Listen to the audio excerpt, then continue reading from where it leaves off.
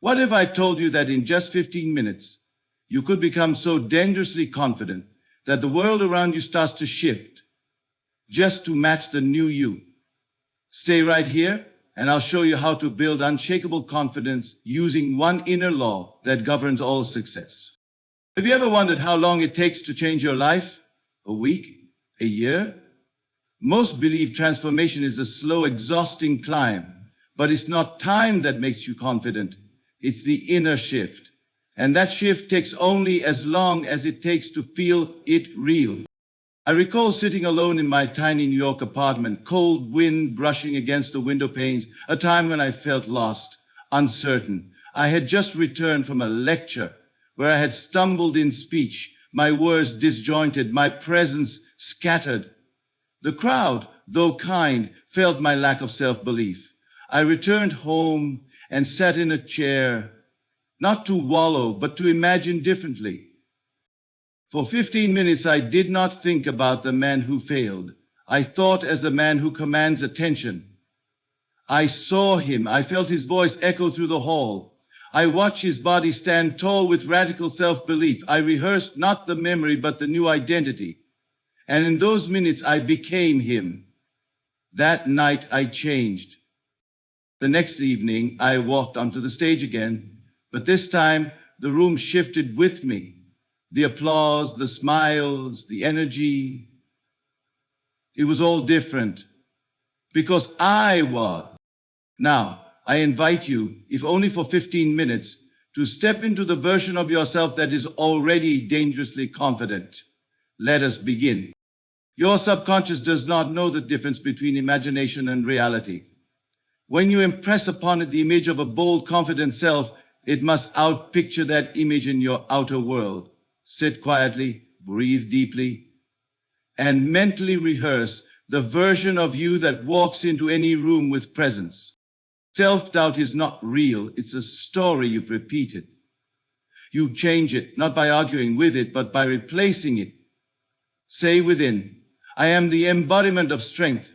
Do not analyze the doubt. Replace the script. Close your eyes and see yourself acting boldly. Hear your voice speak with assurance. Walk through imaginary scenes where you succeed. As you live in the scene, you condition the nervous system for real-world performance. You cannot act beyond your self-image. Who you believe you are sets the limits of your behavior. Reconstruct that image. See yourself as powerful, attractive, fearless, and feel the thrill of that identity in every cell. That voice inside your head can be your greatest coach or your worst enemy. Speak to yourself deliberately. I am the one who changes atmospheres. I am magnetic and bold. The world hears you exactly as you hear yourself. Confidence is not earned, it is entered. The state already exists. You do not build it, you step into it. Use words, posture, and imagination to embody the state of powerful self-assurance. Right now, feeling is the secret. Before results appear, you must first taste the feeling of victory. Ask yourself, if I were dangerously confident now, how would I walk, speak, breathe, and then do just that? Your outer world is nothing more than your beliefs made visible. If you want others to respect, follow, or desire you, you must first believe yourself worthy of it. 15 minutes of inward belief reshapes years of outward struggle. Your subconscious mind is the silent builder of your life. It does not argue. It does not question. It simply receives impressions and replicates them. It creates according to the mold you offer it, and it accepts as truth whatever feeling you present to it consistently and vividly.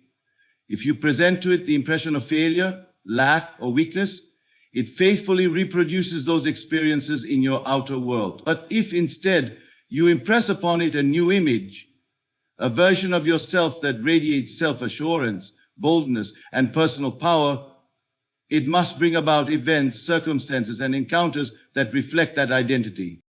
Confidence is not something you chase. It is something you assume. The moment you assume the feeling of the confident version of yourself, you are planting a seed in consciousness, and consciousness never fails to bring forth fruit. The error most make is that they wait for external permission to feel confident. A compliment, a promotion, applause. But all of that is merely shadow.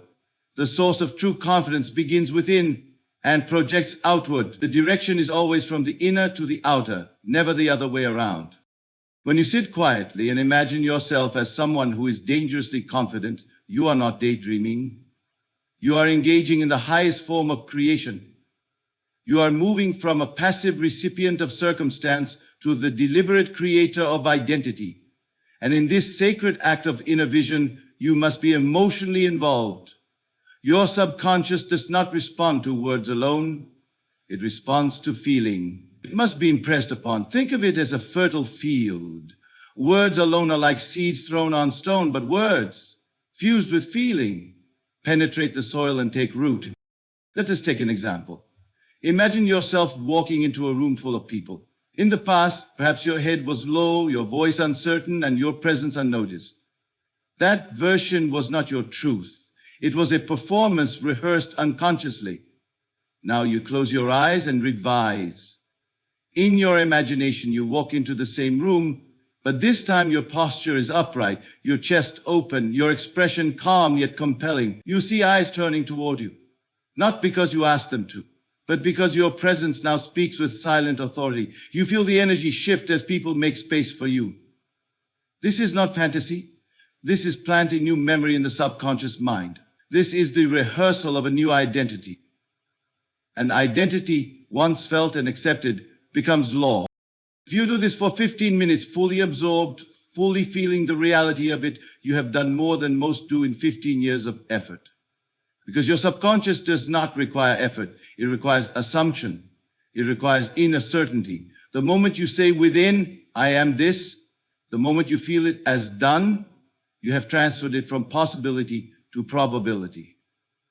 The world cannot help but reflect it back to you. When you consistently rehearse the confident version of yourself, you begin to dismantle the old structure of insecurity. The subconscious has no loyalty to the past. It is only loyal to what you impress upon it now. So even if you've lived a lifetime of timidity, one moment of absolute assumption, one moment of deep inner conviction is enough to break the pattern and begin anew. This process is not mystical in the vague sense. It is mystical in the most practical sense. For the imagination is the workshop of reality, and your subconscious is the craftsman who builds what you hand over to it. If you hand over images of weakness, fear, or shame, it builds them well. But if you choose instead to hand over the blueprint of boldness, fearlessness, and radical self-belief, then that is what must come into form. You are never at the mercy of your past impressions unless you insist upon repeating them. You are not bound by a history of failure unless you replay that history with feeling.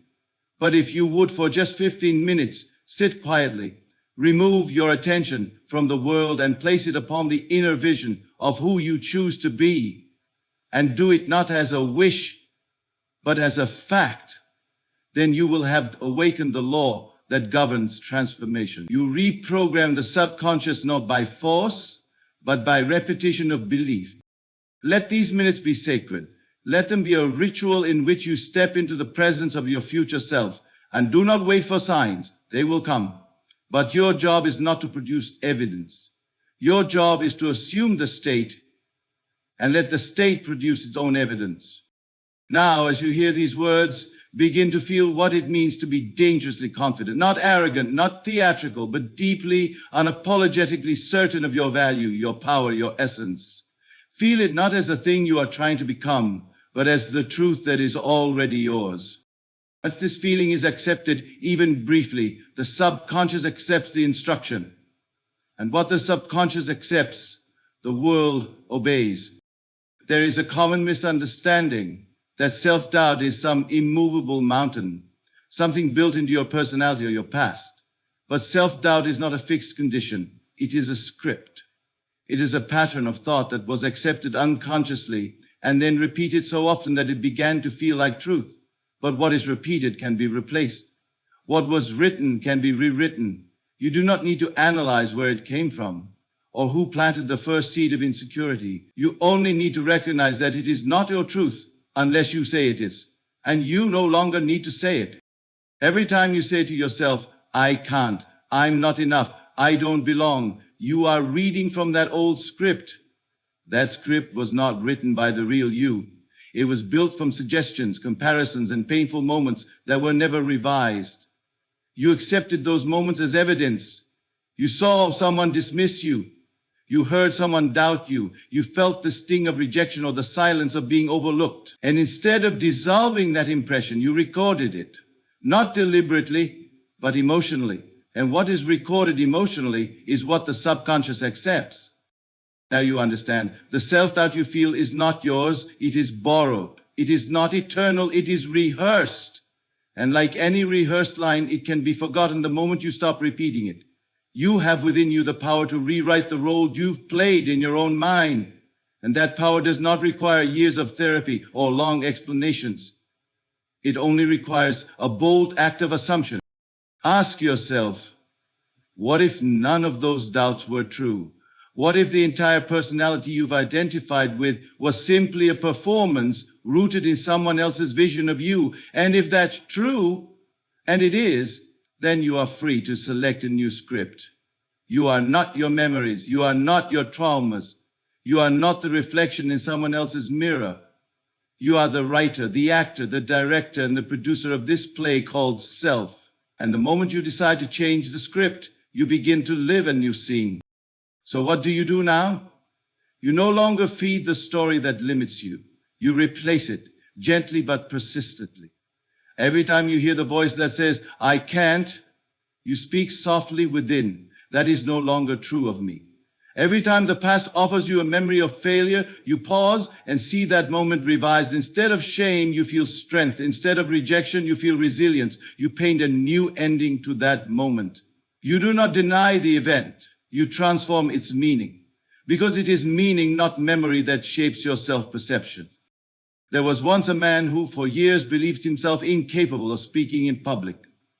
Each time he stood before a crowd, his voice shook, his breath shortened, and his mind emptied. He took this as proof. I am not a speaker. And so he built an identity around that phrase.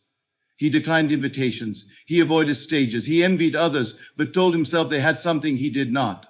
But then one evening he sat quietly and asked himself, what if I have simply rehearsed this fear? And in that moment of questioning, the spell was broken. He saw clearly it wasn't that he lacked ability.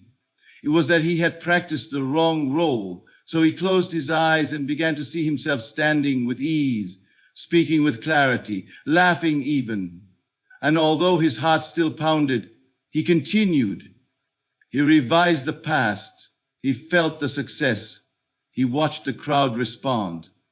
Not with judgment, but with joy. He saw himself shaking hands afterward, receiving praise, feeling proud. And over days and weeks, he repeated that scene in imagination until it became memory. And from memory, reality. You see, the only thing holding you back from confidence is the loyalty to an old image. But you are not obligated to be loyal to limitation. You owe the old version of yourself nothing. Your only responsibility is to become who you truly are. And that version is already confident, already capable, already whole. You do not need to build confidence. You need to return to it.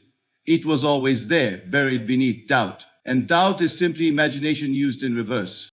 So now, in this moment, you are invited to rehearse a new story, one in which you walk boldly into your day, one in which your voice carries weight, your presence commands attention, and your inner world radiates certainty. Don't try to believe it, feel it. Don't wait for permission, assume it. Your subconscious does not care if it's true in the world. It only asks if it feels true in you. And the moment you feel it, you are no longer the person who doubts. You are the one who has already become. The power of mental rehearsal is far beyond what most people imagine. It is not merely pretending. It is not wishful thinking. It is the deliberate planting of identity into the soil of consciousness. And what is planted must grow. You may think of it as just closing your eyes and daydreaming. But what you do when you rehearse yourself boldly in imagination is far more sacred. You are engaging the law that governs all transformation. You are impressing the subconscious with a command, and the subconscious never fails to follow that command when it is felt as real. You were not born afraid to speak. You were not born afraid to move, to walk, to shine. These things were taught by moments of rejection, of shame, of comparison. But you have also been given something far more powerful than any moment you lived. You have been given the ability to imagine differently, to enter in full feeling into the version of yourself that you choose to be. And by doing so, override all that you once believed you were. Consider this. A man who imagines himself speaking confidently before a room of strangers and does so daily with deep feeling will eventually find himself speaking that way in the outer world, not because he trained his words mechanically, but because he rehearsed his state inwardly. The body follows the mind. The voice follows the state. The world responds to the state you've assumed. When you mentally rehearse, you do not watch yourself as if you are watching a movie. You enter into the scene as the actor, not the observer. You feel the weight of your body, the pace of your breath, the rhythm of your voice. You speak not as you once did, but as the version of you that exists beyond fear.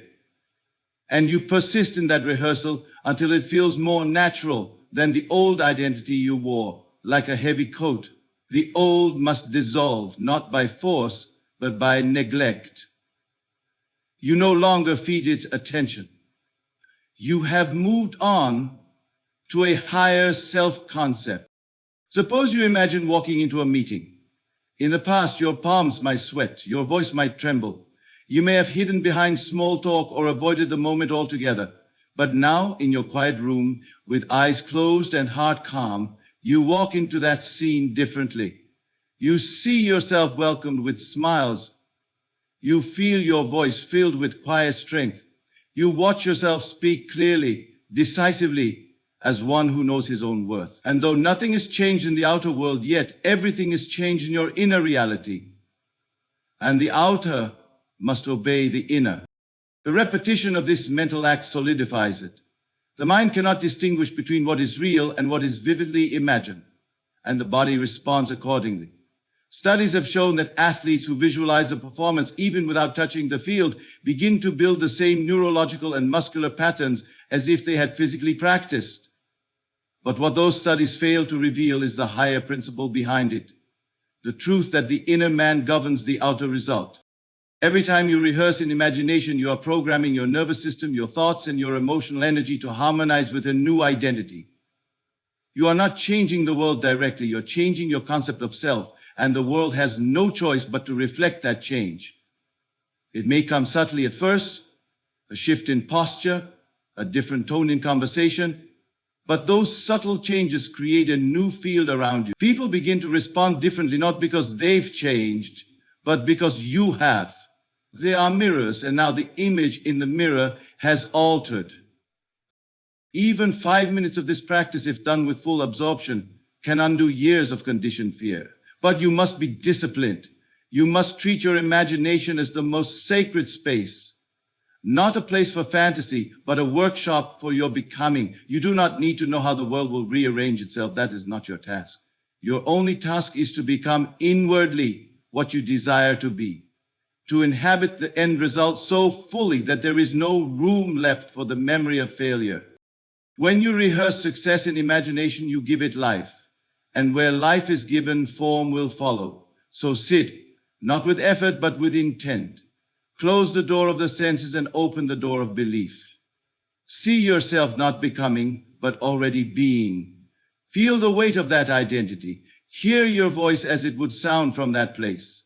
Let that version of you breathe, move, speak, and decide. And do this again and again, not because you must strive, but because you must saturate the mind until the old self is forgotten.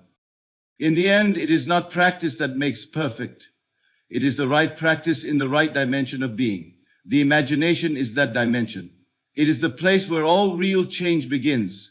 When you understand this, you will no longer wait for external proof to feel confident. You will give yourself permission in advance. And that permission, rehearsed until it becomes familiar, will become your nature.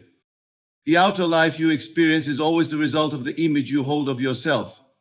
You cannot rise above the self-concept that lives in your imagination. You cannot behave in a way that contradicts the identity you have accepted as true.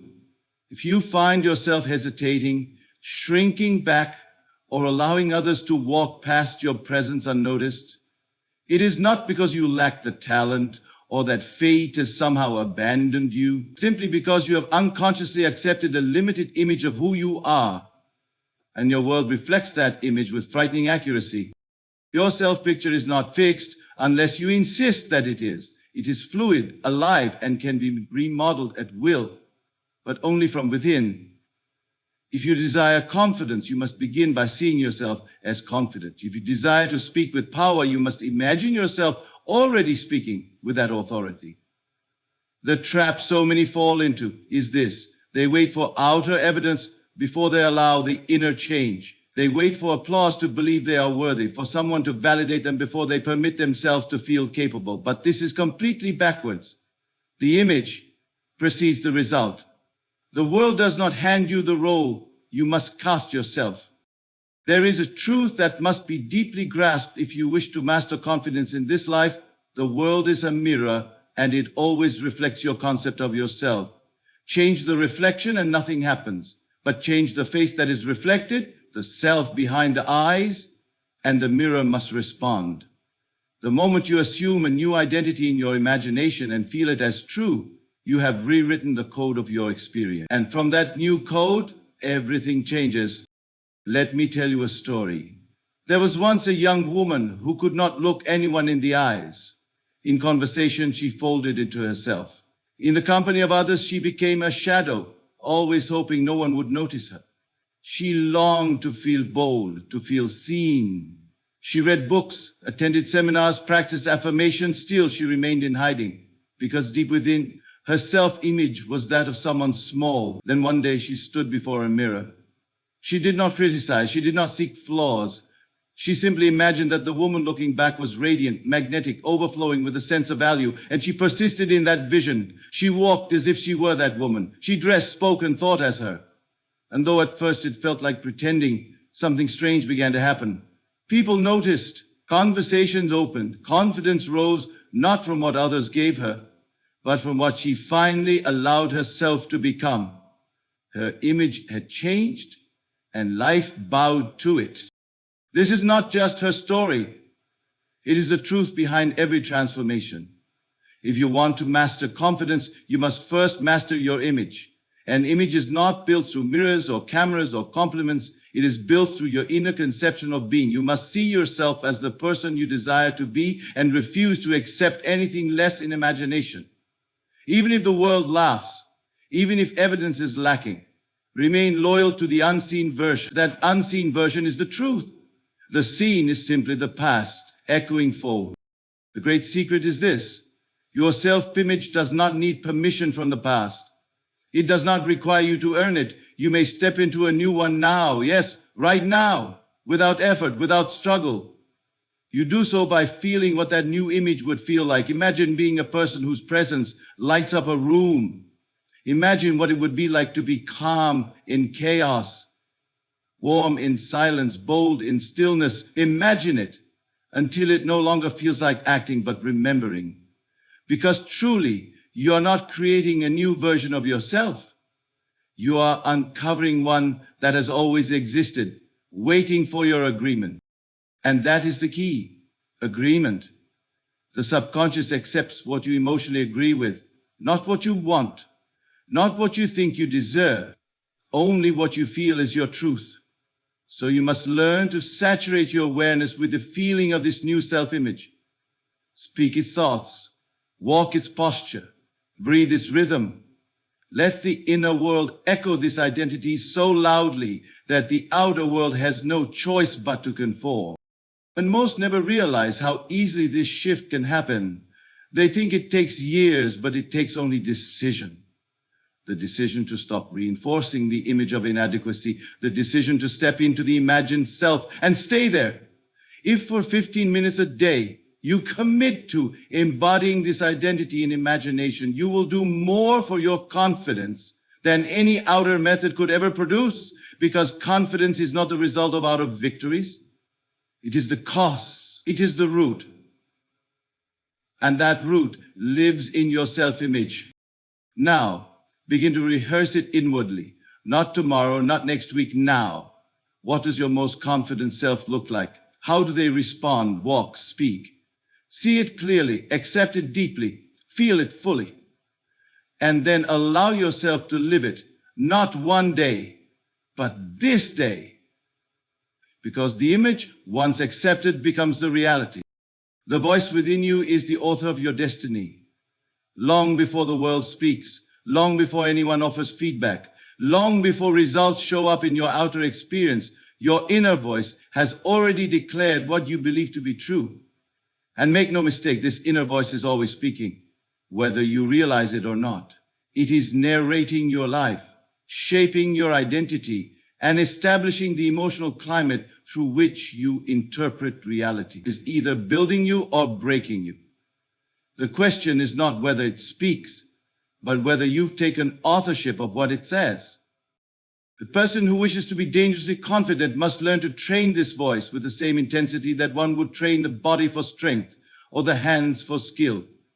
The inner voice is not some abstract echo. It is the most powerful instrument in the human mind. It does not simply describe the world, it commands it. Whatever it declares, the subconscious receives as law, and the outer world follows like an obedient servant. Imagine you hear within yourself the words, "I don't belong here," or "they're better than me," or "I always mess things up." These statements may seem small, almost innocent in their frequency, but to the subconscious they are instructions, blueprints. It cannot reject them. It receives them as the framework from which your reality will be formed. And as long as that voice remains undirected, it will continue to recycle old fear, inherited doubt, and unconscious limitation. That is why, to become confident, deeply, unshakably confident, you must do more than stand tall or speak clearly. You must speak differently within. Begin by observing the tone of your inner voice. Does it uplift? Does it affirm? Or does it criticize, predict failure, and dim your light before it even has a chance to shine?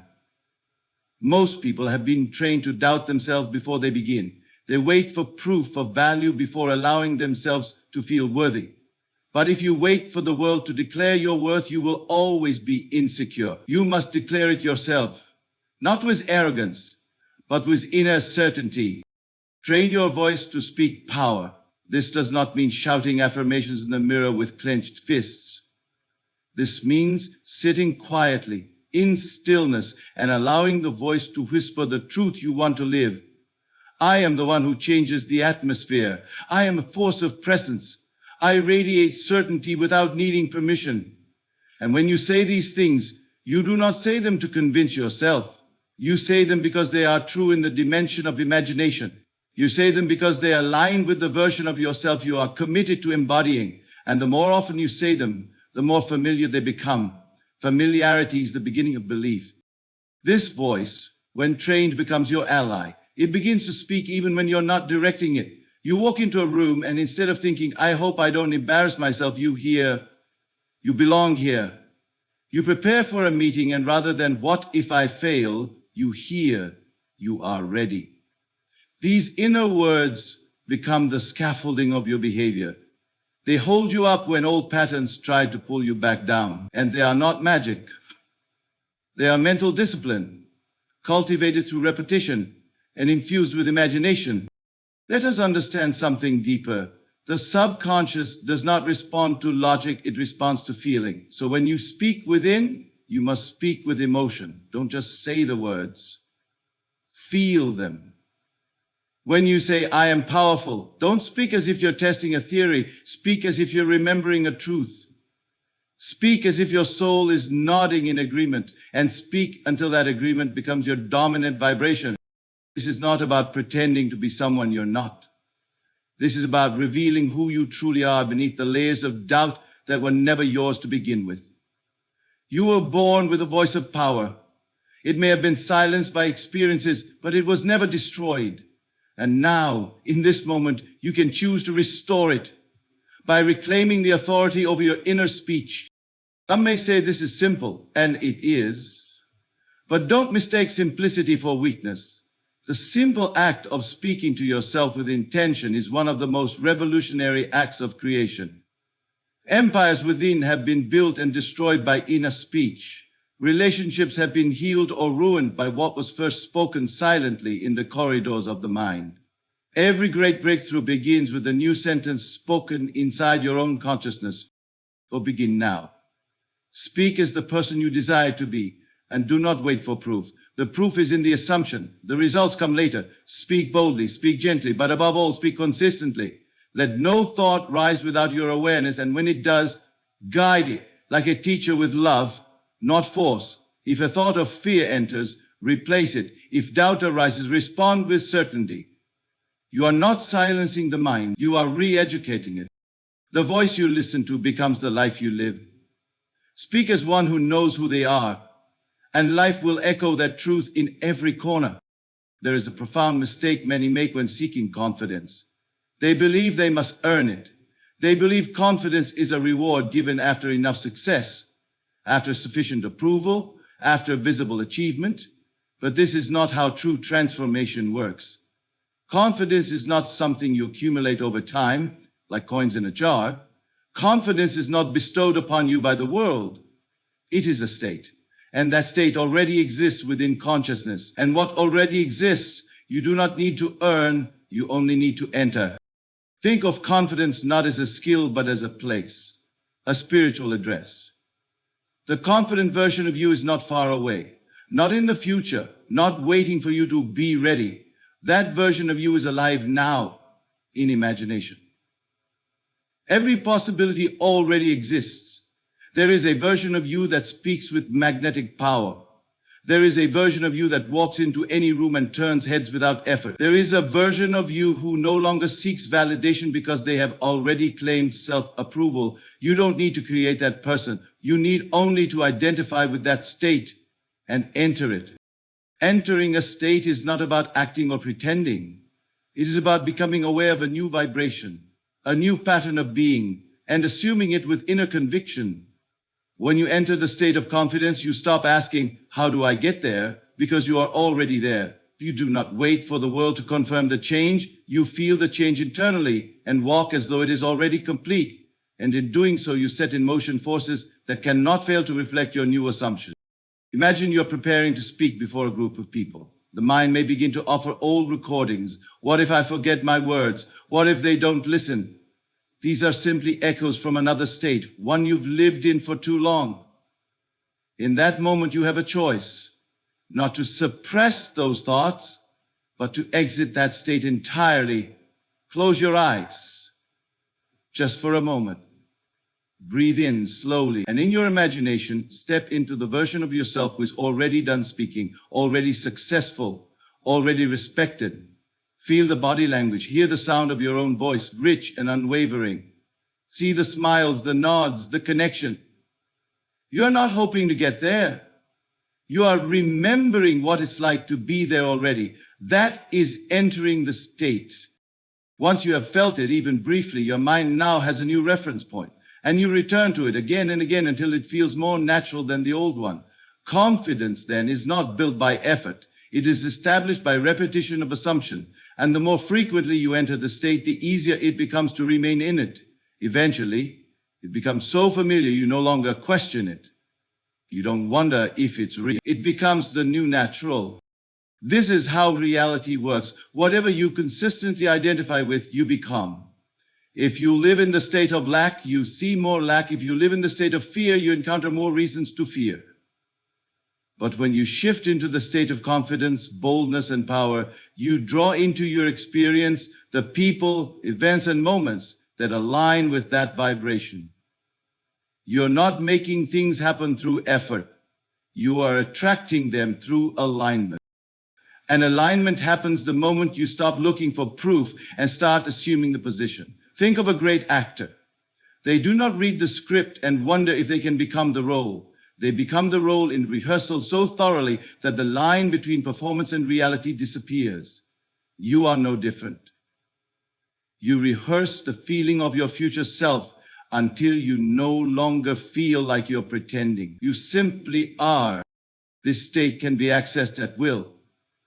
You can access it while walking, while sitting on a train, while standing in line. You close your eyes inwardly and remind yourself, the confident version of me already exists. I do not need to become, it is already done.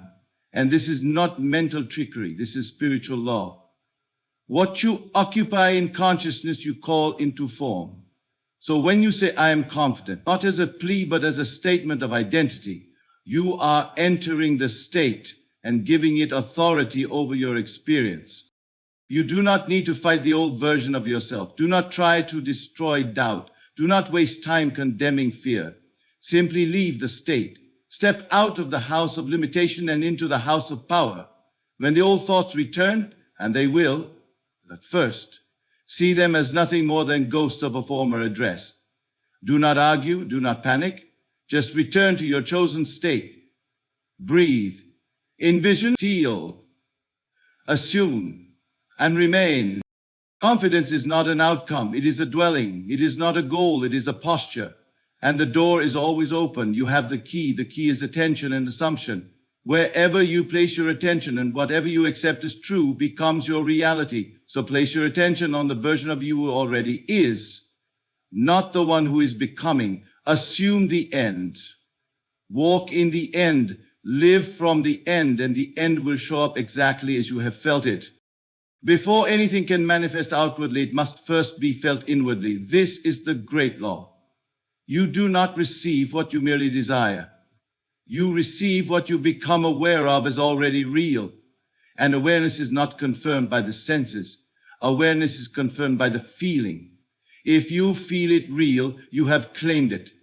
And if you have claimed it in feeling, then it must take form in your life. This is not philosophy. This is spiritual law. To feel what power feels like before it's yours. That is the secret to all transformation. If you wait until the world gives you a reason to feel powerful, you are reversing the law. You are saying, let the outer cause the inner. But it is the inner that always causes the outer.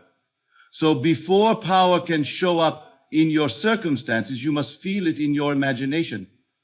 You must step into the emotional atmosphere of power and dwell there as if it were the only reality that exists. Let us understand what power truly is. It is not control. It is not domination. Power is the quiet certainty of being. It is the still, unshakable sense of presence that says, I am, and needs nothing more. When you feel powerful, you do not shout, you do not convince, you do not seek attention. You radiate, you emanate an energy that speaks louder than words, and that energy is born not of effort, but of inner agreement. To feel powerful, you must remove your attention from what the senses say and place it upon what the soul knows. And the soul knows one thing. What you assume to be true of yourself becomes true in experience. So in the stillness of your mind, when no one is watching and there is no stage to perform on, you go inward and you assume the feeling of power. You close your eyes and ask, what would it feel like if I already were the person I wish to be? Do not ask how it would happen. That is not your concern. Do not concern yourself with steps, details, or methods. Simply ask, what does it feel like? And then you listen, not with your ears, but with your being. You begin to embody the rhythm of that feeling. You let it wash over you like a wave. You sit as one who already knows their worth. You breathe as one who already owns the moment. You walk in your mind as one who already belongs, already speaks with impact, already moves through the world with silent authority. You do this not to escape the present, but to rewrite it, because the present is nothing more than the harvest of yesterday's assumptions. So many ask, how do I become confident? How do I stop doubting? But these are the wrong questions. The real question is, can I feel the end right now? Can I allow myself for even a minute to drop the struggle and simply be the version of myself I've always desired? You will find, if you're bold enough to try, that it requires no effort at all, only permission. You are not building a new identity. You are stepping into a version that has been waiting for your recognition. And the key to that version is feeling. If you feel powerful, truly feel it, the world must respond. It has no choice, because the world is a mirror and feeling is the face you present to it. You may think your words are what shape experience. You may believe your actions hold the key, but it is your inner state, your vibrational identity, that attracts, repels, constructs, and destroys. You could say all the right things and do all the right things, but if you feel inadequate, life will reflect that inadequacy in endless ways. But if you feel powerful, you could whisper and move slowly, and still the world would shift in your favor. Now comes the practical side. How do you generate this feeling if you've never felt it before? You imagine. You select a scene in your mind, something that implies your power is real. Perhaps it is you being congratulated. Perhaps it is someone saying you were incredible. Perhaps it is a look in a stranger's eyes as you walk by. Perhaps it is your own voice, clear and steady, in a conversation you once feared, and you live in that scene as if it were happening now. You hear the voices, you feel the textures, you let it become so vivid that it feels more real than your surroundings. And when the scene ends, you remain in the feeling. That is the key. Do not just imagine it and walk away. Dwell in it. Let it linger. Let it shape your mood, your thoughts, your posture. Over time, the feeling becomes familiar, and what becomes familiar becomes natural, and what becomes natural becomes your reality. Because reality is not fixed, it bends to the tone of your inner state.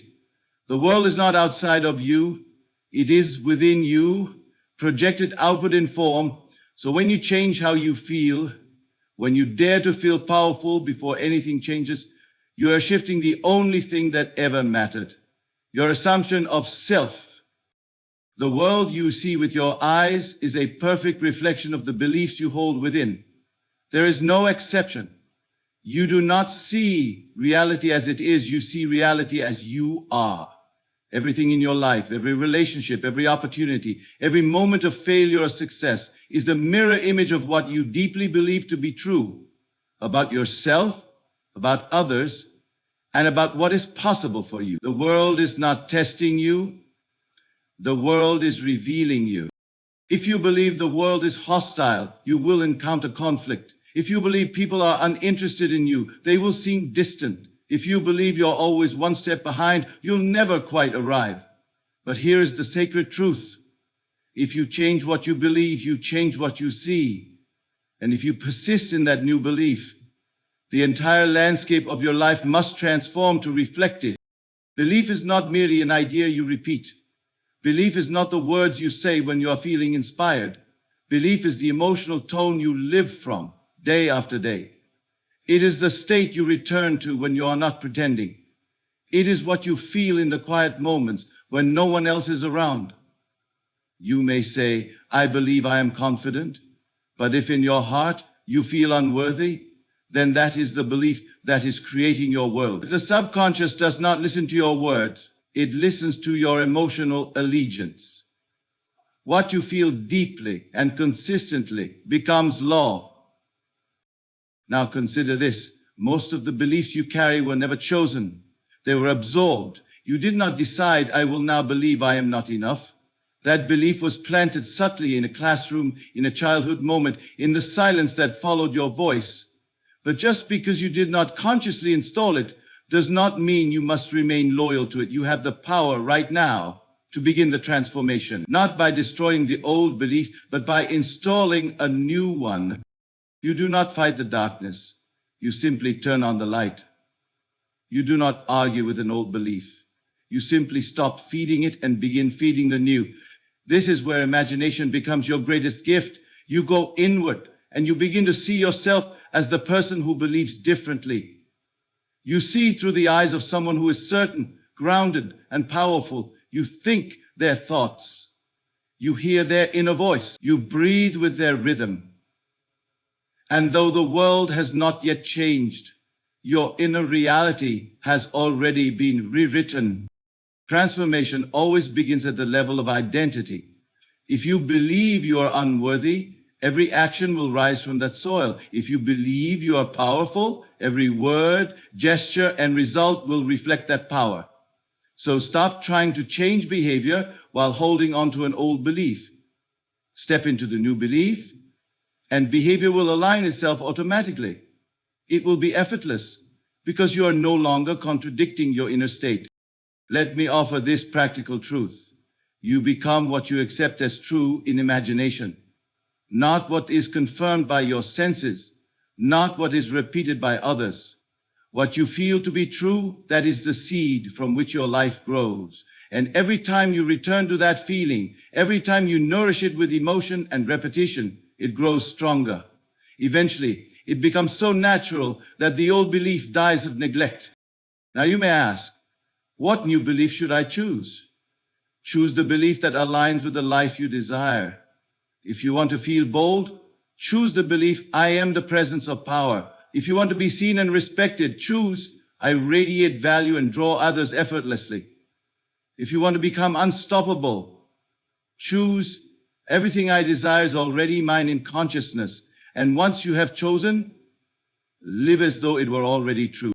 This means that every time the old thought arises, and it will at first, you gently return to the new belief. You do not argue with the doubt. You do not panic. You simply say inwardly, that is no longer true of me. And you feel again the truth of your new identity. The mind may rebel, but the feeling, once rooted, will overpower the noise. Over time, the new belief becomes the new normal. And what was once an effort becomes a habit. What was once imagined becomes your world. Because the law is this, as within, so without. What you entertain in the inner realm must appear in the outer realm. You do not need to chase evidence. You do not need to convince anyone. You simply dwell in the belief long enough for it to impress the subconscious. And the subconscious, once impressed, compels the world to obey. So choose wisely, choose boldly, and most of all, choose consciously. Because every belief you nurture is a seed, and every seed produces after its kind. Belief is not passive. It is the engine behind your fate. It is the blueprint behind every experience. If you change the belief and remain faithful to it, you change the entire structure of your life. The question is not whether the world will change. The question is whether you will choose to believe before you see. So now you have heard the truth, not just a technique, but a divine principle that governs all transformation. Confidence is not something you build with effort, but something you enter by assumption. The self you long to become is not a future version. It is a present reality, waiting only for your agreement. 15 minutes, even in 5, the entire tone of your life can shift if you are bold enough to dwell in the end, to feel the unseen is already real, to choose the voice within that lifts rather than limits. You have been given everything, the gift of imagination, the power of assumption, the ability to rewrite inner speech, the authority to revise past moments, and the freedom to walk in any state you dare, to feel real. You are not trapped. You are not delayed. You are simply one decision away from entering the atmosphere of power that already belongs to you. And so you must no longer ask, when will I become confident? You must instead declare, I am. You do not need proof. You are the proof. You do not need permission. You are the authority. You do not need more time. You only need the courage to feel now what others say you must wait for. Because in the sacred stillness of imagination, where all reality begins, you already are dangerously confident, radically free, and completely reborn.